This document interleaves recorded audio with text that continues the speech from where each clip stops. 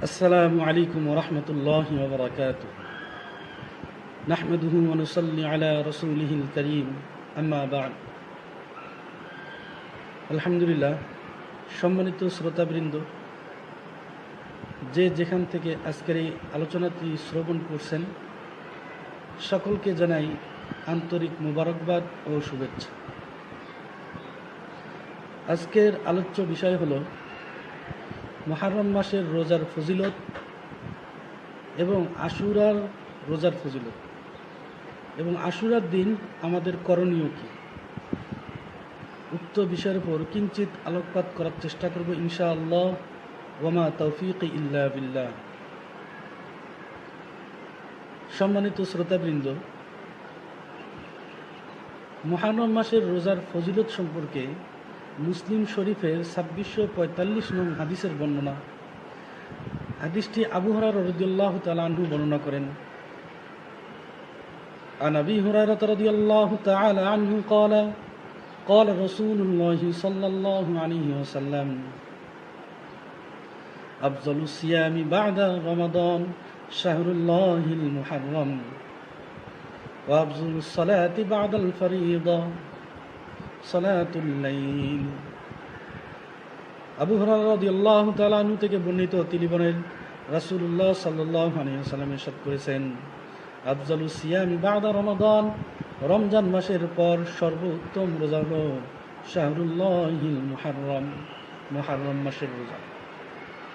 ওয়া আফজালুস সালাতি বা'দাল ফারিদা, ফরজ নামাজের পর সর্বোত্তম নামাজ হলো সালাতুল লাইল, অর্থাৎ তাহাজ্জুদের নামাজ।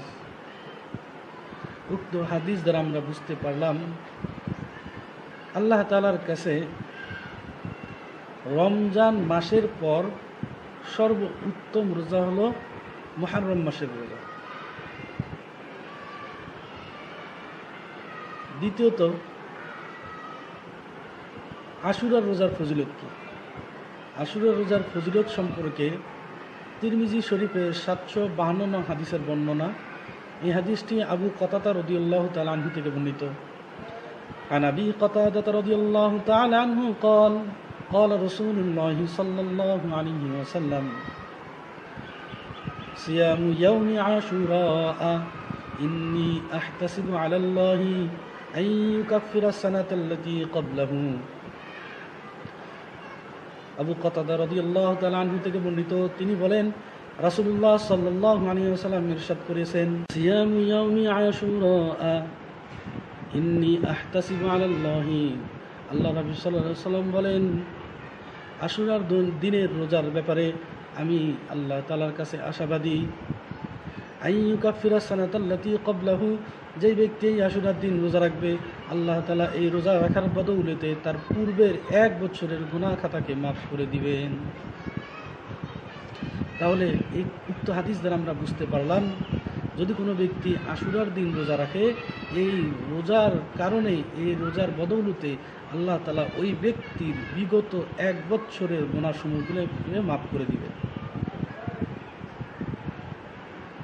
এ পর্যায়ে আলোচনা করা যাক আশুরার দিন আমাদের করণীয় কি। আশুরার দিন আমাদের 2টি কাজ করণীয়। 1 নম্বর, আশুরার দিনটা রোজা অবস্থায় কাটানো। দ্বিতীয়ত, বেশি বেশি করে তওবা ইস্তিগফার করা। রোজা অবস্থায় কাটানোর দলিল কি? বুখারী শরীফের 2006 নং হাদিসের বর্ণনা। আর ইবনে আব্বাস রাদিয়াল্লাহু তাআলা আনহু قال ما رأيت النبي صلى الله عليه وسلم يتحرى صيام يوم فضله على غيره إلا هذا اليوم يوم عاشوراء وهذا الشهر يعني شهر رمضان। ইবনে আব্বাস রাদিয়াল্লাহু তাআলা আনহু থেকে বর্ণিত, তিনি বলেন, আমি রাসূলুল্লাহ সাল্লাল্লাহু আলাইহি ওয়াসাল্লামকে রমজান মাসের তুলনায় অন্য কোনো মাসে রোজা রাখতে, রমজান মাসের তুলনায় অন্য কোনো মাসে এত বেশি রোজা রাখার ব্যাপারে প্রাধান্য দিতে দেখি নাই। আর দিনের ব্যাপারে আশুরার দিনের তুলনায় অন্য কোনো দিন রোজা রাখতে রাসূলুল্লাহ সাল্লাল্লাহু আলাইহি ওয়াসাল্লামকে এত প্রাধান্য দিতে দেখি নাই।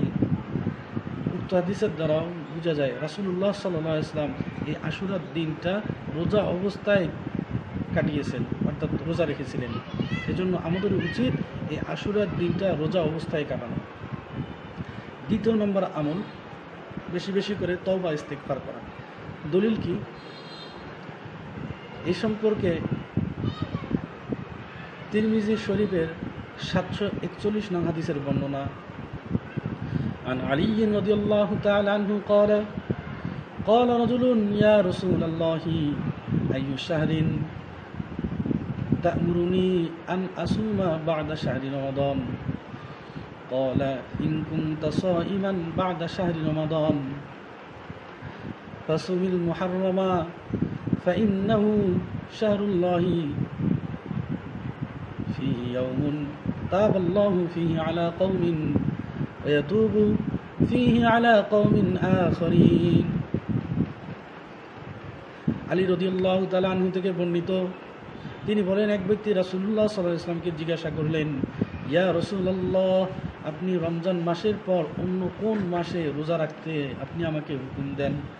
আল্লাহ রাব্বি সাল্লাল্লাহু আলাইহি ওয়াসাল্লাম বললেন, ইন কুনতা সাইমান বা'দা শাহরি রমাদান, যদি তুমি রমজান মাসের পর রোজা রাখতে চাও, ফাসুমিল মুহাররমা, তুমি মুহাররম মাসে রোজা রাখো। ফাইন্নাহু শাহরুল্লাহি, কেননা এই মুহাররম মাসটা হলো আল্লাহ তাআলার মাস।